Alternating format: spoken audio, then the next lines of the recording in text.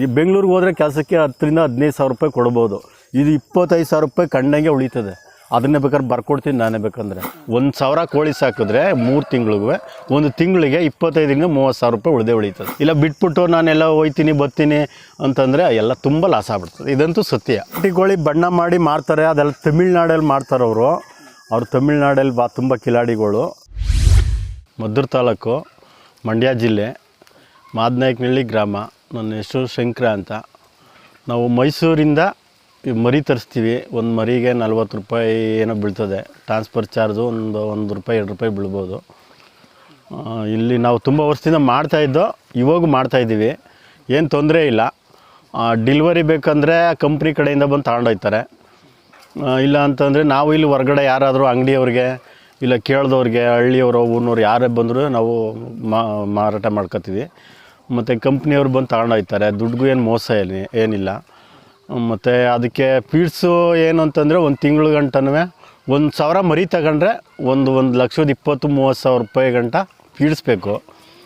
ಮತ್ತು ಅದು ಡಿಲ್ವರಿ ಮಾಡಿದ್ರೆ ನಮಗೆ ತಿಂಗಳಿಗೆ 25 ರಿಂದ 30 ಸಾವಿರ ರೂಪಾಯಿ ಉಳಿದೇ ಉಳಿತದೆ. 1,000 ಕೋಳಿ ಸಾಕಿದ್ರೆ ಅಂದ್ರೆ ನಿಗಾ ವಹಿಸಿ ಮಾಡಬೇಕು. ಇದು ನಾವು ಈಗ ತಂದುಬಿಟ್ಟು ಇಲ್ಲ ನೆಗ್ಲೆಕ್ಟ್ ಮಾಡೋದು, ಇಲ್ಲ ಅಲ್ಲೆಲ್ಲ ಬಿಟ್ಬಿಟ್ಟು ಹೊಂಟೋಗೋದು, ಆ ಥರ ಎಲ್ಲ ಮಾಡಿ ಪ್ರಯೋಜನ ಇಲ್ಲ.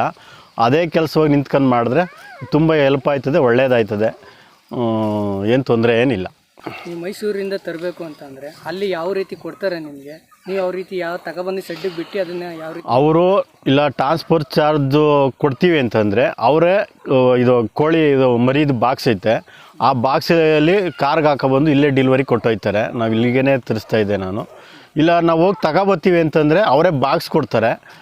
ಆ ಬಾಕ್ಸಲ್ಲಿ ತಂದು ತಿರ್ಗಿ ಬಾಕ್ಸನ್ನ ವಾಪಸ್ ಕೊಡ್ಬೋದು. ಅದರಲ್ಲಿ ಏನು ತಪ್ಪೇನಿಲ್ಲ.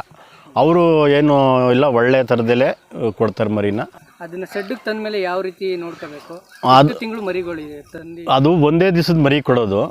ಅದು ಸೆಡ್ಡಿಗೆ ತಂದ ಮೇಲೆ ಅದು ಲೈಟು ಸಹಕಾರ ಬೇಕು. ಒಂದು 15 ದಿವಸ 20 ಗಂಟೆ ಆ ಲೈಟು ಹಗಲು ರಾತ್ರಿ ಎಲ್ಲ ಲೈಟಿಂದು ವ್ಯವಸ್ಥೆ ಬೇಕು.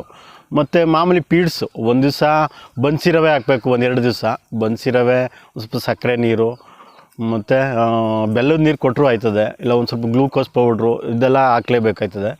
ಮತ್ತು 1-2 ದಿವಸ 3 ದಿವಸ ಬನ್ಸಿರವೆ ಹಾಕ್ಬಿಟ್ಟು ಆಮೇಲೆ ಮಾಮೂಲಿ ಸಣ್ಣ ಫೀಡ್ ಬರ್ತದೆ, ಅದನ್ನು ಒಂದು 15-20 ದಿವಸ ಸಣ್ಣ ಫೀಡ್ ಹಾಕಬೇಕು. ಆಮೇಲೆ ದಪ್ಪ ಫೀಡ್ ಬರ್ತದೆ, ಅದನ್ನು ಹಾಕಿದ್ರೆ ಏನು ತೊಂದರೆ ಏನಿಲ್ಲ. ಎಷ್ಟು ದಿನಗಳ ಗಂಟ ಅವು ಅದನ್ನು ಅದೇ 15-20 ದಿವಸ ಗಂಟ ಮರಿ ಲೆಕ್ಕದಲ್ಲಿ ಲೈಟ್ ಬಿಟ್ಟು ಕೊಟ್ಟು ಸಾಕಬೇಕಾಯ್ತದೆ. ಆಮೇಲೆ ಲೈಟ್ ಇಲ್ಲದರೂ ನಡೀತದೆ, ಏನು ತೊಂದರೆ ಏನಿಲ್ಲ. ಚಳಿಗಾಲದಲ್ಲಿ ಸ್ವಲ್ಪ ಪ್ರಾಬ್ಲಮ್ಮು. ಈ ಬೇಸಿಗೆ ಕಾಲದಲ್ಲಿ ಹೊರಗಡೆ ಬಿಟ್ಟರು ನಡೀತದೆ, ಒಳಗೆ ಇದ್ದರೂ ನಡೀತದೆ, ಏನು ತಪ್ಪೇನಿಲ್ಲ. ಅದಕ್ಕೆ ಸೆಡ್ ಯಾವ ರೀತಿ ಮಾಡ್ಕೋಬೇಕು? ಪೂರ್ವ ಪಶ್ಚಿಮ ಸೆಡ್ ಬೇಕು. ನಮ್ಮ ಕೈಲಿ ಎಷ್ಟು ಸಾಧ್ಯನೋ ಅಷ್ಟು ಕಟ್ಕೋಬೋದು. ಇಲ್ಲ ಲೋನಾರು ಕೊಡ್ತಾರೆ, ಇಲ್ಲ ಅಂತಂದರೆ ಸ್ವಂತ ಆದ್ರೂ ಕಟ್ಕೋಬೋದು. ಈಗ ನಾವು 55 ಅಡಿ ಉದ್ದ 23 ಅಡಿ ಅಗಲ ಹಾಕೊಂಡಿದ್ದೀವಿ. ನಾವು ಸ್ವಂತ ಮಾಡ್ಕೊಂಡಿರೋದು ಅವತ್ತಿನಿಂದ ಇವತ್ತಿನವರೆಗೂ ಮಾಡ್ತಾಯಿದ್ದೀವಿ. ಏನು ತಪ್ಪೇನಿಲ್ಲ. ಎಷ್ಟು ಖರ್ಚಾಗಿದೆ ನಿಮಗೆ? ಖರ್ಚು ಅಂತಂದರೆ ಅಷ್ಟೇ, ಒಂದು ಮರಿಗೆ ಒಂದು 40 ರೂಪಾಯಿ ಬೀಳ್ತದೆ. ಟ್ರಾನ್ಸ್ಫರ್ ಚಾರ್ಜ್ ಒಂದು 2 ರೂಪಾಯಿ 1 ರೂಪಾಯಿ ಬೀಳ್ತದೆ. ಸೆಡ್ಗೆ ಏನೋ ಒಂದು 1.5 ಲಕ್ಷ ರೂಪಾಯಿ ಖರ್ಚು ಮಾಡಿದ್ದೀನಿ ಅಷ್ಟೇ. 1.5 ಲಕ್ಷ ರೂಪಾಯಿ ಖರ್ಚು ಮಾಡಿದ್ದೀನಿ. ಅಲ್ಲೇ ಒಂದು ಎಷ್ಟು ವರ್ಷ ಒಂದು 7-8 ವರ್ಷ ಆಯ್ತೇನೋ ಮಾಡಿದ್ದೀನಿ. ಈಗ ಸೆಡ್ಡು ನೋಡಿ ಈಗೆಲ್ಲ ಬಂದೋಬಸ್ತಾಗೈತೆ. ಈ ಪಾತ್ರೆಗಳೆಲ್ಲ ತಂದ್ಕೊಂಡಿದ್ದೀವಿ. ಏನು ಅಭ್ಯಂತರ ಅಂತೂ ಏನಿಲ್ಲ, ಮಾಡ್ಬೋದು. ಈಗ 1,000 ತಂದಿದ್ದು, ಅದರಲ್ಲಿ ಒಂದು ಸ್ವಲ್ಪ ಕೊಟ್ಬಿಡ್ತೀವಿ. ಬಂದವ್ರಿಗೆ ಯಾರಿಗಾರ ಅಲ್ಲಿ ಬಂದವ್ರಿಗೆ ಡೆಲಿವರಿ ಕೊಟ್ಬಿಡ್ತೀವಿ. ಇದ್ದವೆಲ್ಲ ಇಲ್ಲಿ ಮೇಯ್ತಾವೆ. ಎಷ್ಟು ಕೋಳಿ ತಂದು ಸಾಕಿದ್ರೆ ಅವ್ರಿಗೆ ಲಾಭ ಸಿಗುತ್ತೆ? ಬರೀ 500 ಕೋಳಿ ಸಾಕಿದ್ರೂ ತಿಂಗಳಿಗೆ ಒಂದು 15-20 ಸಾವಿರ ರೂಪಾಯಿ ಉಳಿದೇ ಉಳಿತದೆ. 500 ಸಾಕಿದ್ರು. ಇಲ್ಲ 1,000 ಸಾಕ್ತೀನಿ ಅಂತಂದ್ರೂ ತಿಂಗಳಿಗೆ 25-30 ಸಾವಿರ ರೂಪಾಯಿ ಉಳಿದೇ ಉಳಿತದೆ. 3 ತಿಂಗಳಿಗೂ 80-90 ಸಾವಿರ ರೂಪಾಯಿ ಉಳಿದೇ ಉಳಿತದೆ. ಅದರಲ್ಲೇನು ಮೋಸದ್ದು ಇದೇ ಇಲ್ಲ, ಅನುಕೂಲ ಆಯ್ತದೆ. ಅದ್ರಿಗೆ ತಕ್ಕಾಗೆ ನಾವು ಅದನ್ನು ಮಾಡಬೇಕಷ್ಟೆ. ಕ್ಯಾಸೆ ಉಳ್ನೀರು ಹೊರಗಡೆ ಯಾವ ರೀತಿ ಬಿಡಬೇಕು? ನೀರು ಯಾವ ಟೈಮ್ ಕೊಡಬೇಕು? ನೀರು ಯಾವಾಗ ಕೊಡಬೇಕು, ಯಾವತ್ತೂ ಇದ್ದಂಗೆ ಇರಬೇಕು ನೀರು. ಫೀಡ್ಸು ಡಬ್ಬ ಇದೆ, ಡಬ್ಬದಲ್ಲಿ ಯಾವಾಗ ಫೀಡ್ಸ್ ಇದ್ದಂಗೆ ಇರಬೇಕು ತಿನ್ನೋಕೆ. ಅವಕ್ಕೆ ಅದರಲ್ಲಿ ಏನು ತಪ್ಪೇನಿಲ್ಲ. ಯಾವಾಗ ತಿಂದಂಗೆಲ್ಲ ದಪ್ಪ ಆಯ್ತದೆ. ಅದಕ್ಕೆ ಏನಾದ್ರು ಹುಷಾರಿಲ್ಲ, ಏನಾದ್ರು ಉಚ್ಕೊತ್ತೋ ಇಲ್ಲ ಇನ್ನೊಂದು ಏನಾರು ಇದು ತೂಗುಡ್ಸೋದೋ ಇನ್ನೊಂದು ಏನಾರು ಮಾಯಿತು ಅಂದರೆ ಕಂಪ್ನಿಯವರಿಗೆ ಫೋಟೋ ಕಳಿಸ್ತೀವಿ. ಅಲ್ಲಿ ಏನು ಔಷಧಿ ಬರೀತಾರೆ ಅವರು, ಏನು ಔಷಧಿ ಕೊಡ್ತಾರೆ, ಅದನ್ನು ತಂದಿಲ್ಲಿ ಕೋಳಿಗೆ ಅವ್ರು ಹೇಳ್ದಂಗೆ ಹಾಕ್ಬಿಟ್ರೆ ಅದು ಕಾಯಿಲೆ ವಾಸ ಆಯ್ತದೆ. ಕಾಯಿಲೆ ಯಾವುದೇ ಕಾರಣದಿಂದನೂ ಬಂದ್ರೂ ಕ್ಲಿಯರಿಂಗ್ ಆಯ್ತದೆ. ಅದು ಒಂದು 4 ದಿವಸ 3 ದಿವಸದಲ್ಲೆಲ್ಲ ಕ್ಲಿಯರಿಂಗ್ ಆಯ್ತದೆ, ಏನು ತೊಂದರೆ ಏನಿಲ್ಲ.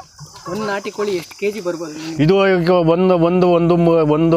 ಒಂದು ಕಾಲರಿಂದ 1.5 kg ಮಿನಿಮಮ್, 1.5 kg ಮಿನಿಮಮ್ ಬರ್ತದೆ. ಅದರಿಂದ ಲೆಕ್ಕ ಹಾಕೊಳ್ಳಿ, ನಾವು 200 ರೂಪಾಯಿ, ಕಂಪ್ನಿಯವರೇ 195 200 ರೂಪಾಯಿನ ಕಂಪ್ನಿಯವರೇ ತಗೋಯ್ತಾರೆ. ಇಲ್ಲ ನಾವು ಇಲ್ಲಿ ಹಳ್ಳಿ ಜನ ಯಾರು ಅಂಗಡಿಯವ್ರು ಬೇಕು ಅಂತ ಬಂದರೆ, ಪರಿಚಯ ಆಗಿರೋರು ಬಂದರೆ ಒಂದು 100 200 ರೂಪಾಯಿನ ಕೊಡ್ತೀವಿ, ಇಲ್ಲಾಂದರೆ ಒಂದು 20 ರೂಪಾಯಿ ಸೇರಿಸ್ಕೊಡಿ ಅಂತ ಕೊಡ್ತೀವಿ.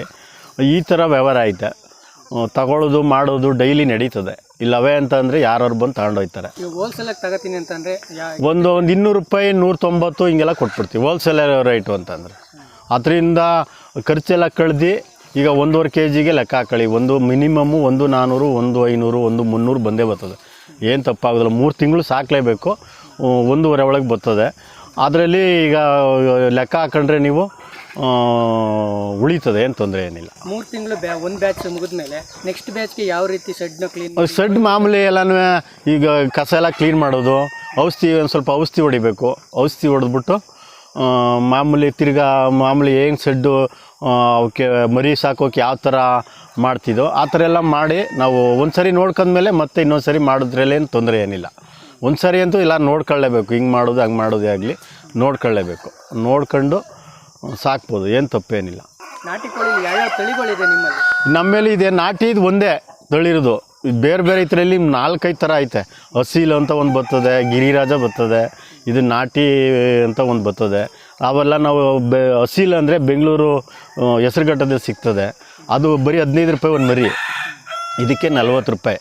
ಅದು ಒಂಥರ ಗೂಬೆ ಹೆಂಗಿರ್ತದೆ, ಇಲ್ಲಿಂದ ಐತೆ ನೋಡಿ, ಇದು ನೋಡಿ ಇಲ್ಲಿ ಹಿಂದಗಡೆ ನೋಡಿ, ಈ ಕಡೆ ಇರೋದು ಆ ಥರ ಇರ್ತದೆ. ಅದು ಅಸೀಲ್ ಅಂತ ಅದಕ್ಕೆ. ಅದು ಜಾಸ್ತಿ ಇಲ್ಲಿ ಯಾರೂ ಇಷ್ಟಪಡೋದಿಲ್ಲ.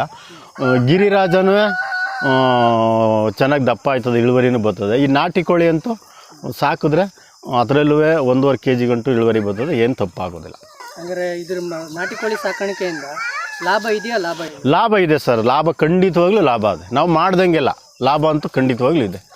ನಾನು ಸಾಕಿ ಬಿಟ್ಬಿಟ್ಟಿದ್ದೀನಿ. ನನಗೆ ಏನಂತಂದರೆ ಸ್ವಲ್ಪ ಈಟು ಅಡ್ಜಸ್ಟ್ ಆಗದೆ ಹೋಯ್ತು, ಅದಕ್ಕೆ ಬಿಟ್ಟಿದ್ದೀನಿ. ಇವಾಗ ನಮ್ಮ ಹುಡುಗಿ ಅವ್ರ ಯಜಮಾನ್ರಿದ್ದಾರೆ, ಅವರು ತಂದು ಮಾಡ್ಕೊಂಡು ನೋಡ್ಕೊಂಡು ಹೋಯ್ತವ್ರೆ.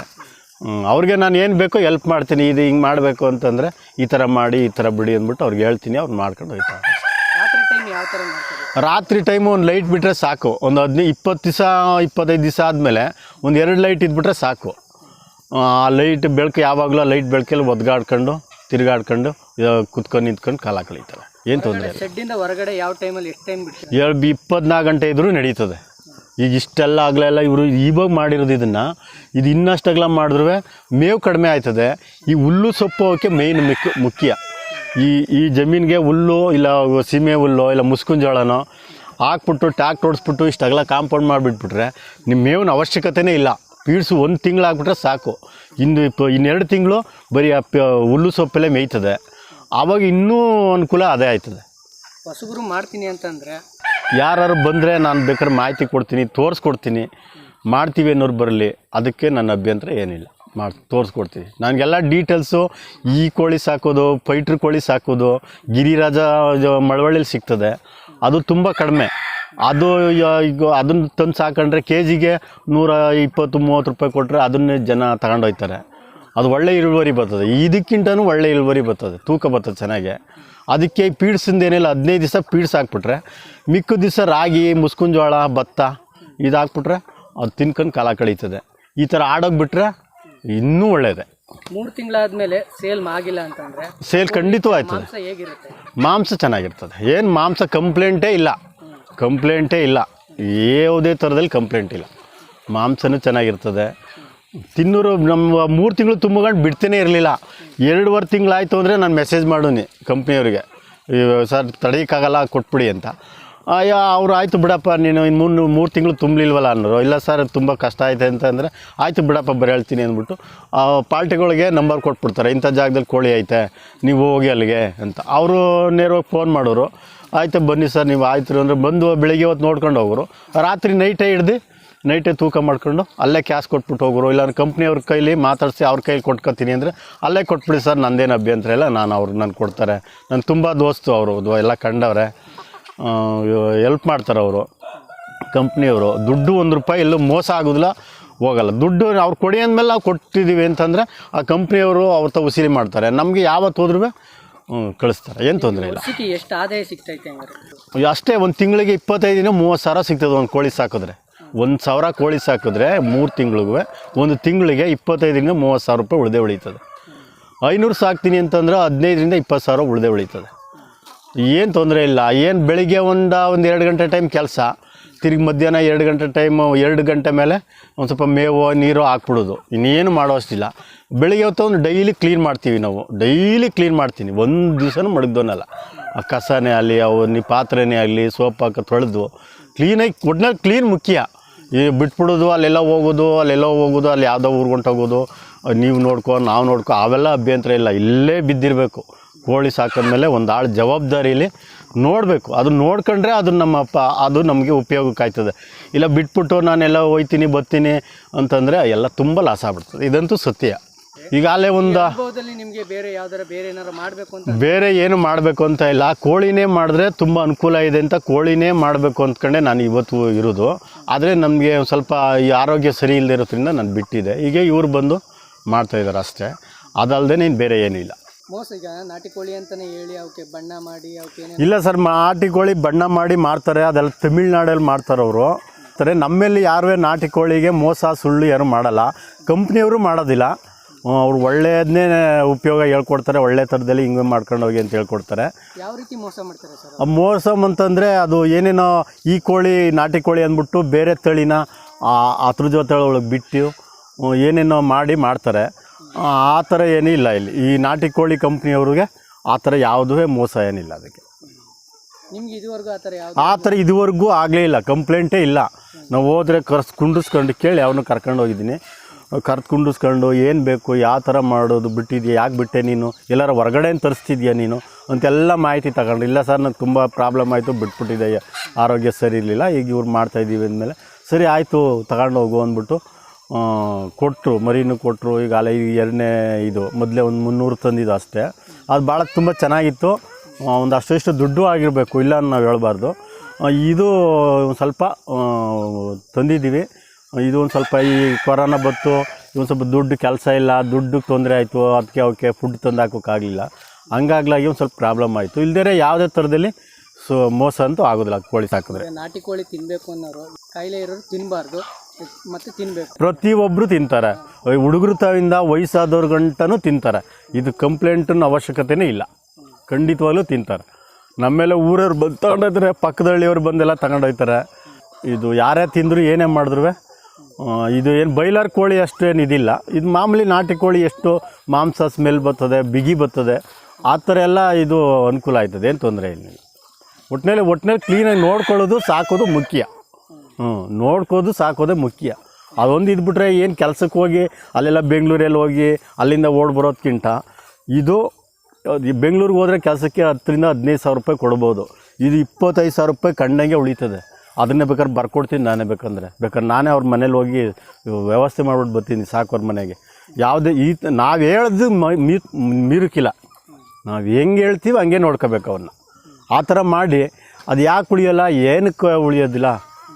ಇದು 25 ಸಾವಿರ ಅಲ್ಲ, ಇನ್ನೂ ಉಳಿತದೆ. ಏನು ಗೊತ್ತೇ, ಜಮೀನು ಇದ್ಬಿಟ್ರೆ ಅಲ್ಲಿ ಸುತ್ತ ನೋಡಿ ಈಗ ಮಾಡಿದಾರೆ ನೋಡಿ ಕಾಂಪೌಂಡು. ಎಷ್ಟು ಎಕರೆ ಇರ್ಬೋದು?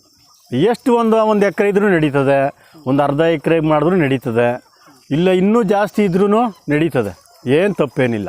ಅವ್ರವ್ರ ಜಮೀನು ಎಷ್ಟಿದೆ ಅಷ್ಟಕ್ಕೆ ಕೆಪಾಸಿಟಿ ಮಾಡಿದ್ರೆ ಈ ಪೀಡ್ಸಿನ ದುಡ್ಡು ನಮ್ಗೆ ಉಳಿತದೆ. ಪೀಡ್ಸಿನ ದುಡ್ಡಲ್ಲಿ ಏನು ಅಂದರೆ ಬರೀ ಹುಲ್ಲು ಸೊಪ್ಪು ಮೇಯ್ಕೊಂಡ್ರೆ ಸಾಕು. 1-1.5 ತಿಂಗಳು ಪೀಡ್ಸು ಇದು ಫುಡ್ ಹಾಕಿ ಬೆಳೆಸ್ಬಿಟ್ರೆ ಇನ್ನು 1.5 ತಿಂಗಳು ಯಾವುದೇ ಥರದಲ್ಲಿ ಫುಡ್ ಬೇಕನ್ನೋ ಅವಶ್ಯಕತೆ ಇಲ್ಲ. ಬರೀ ಹುಲ್ಲು ಸೊಪ್ಪು, ಈ ಭತ್ತ ಸಿಗ್ತದೆ ಕಡಿಮೆ ರೇಟ್ಗೆ, ಭತ್ತ ಹಾಕ್ಬೋದು, ಇಲ್ಲ ಮುಸ್ಕಿನ ಜೋಳ ಕಡಿಮೆ ಸಿಗ್ತದೆ, ಅದನ್ನು ತಂದು ಹಾಕ್ಬೋದು.